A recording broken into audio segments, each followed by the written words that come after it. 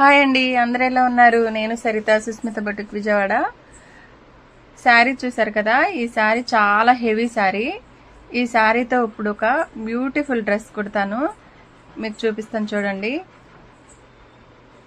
శారీ అయితే చాలా వెయిట్ ఉంటుందండి, క్యారీ చేయడం చాలా కష్టంగా ఉంటుంది.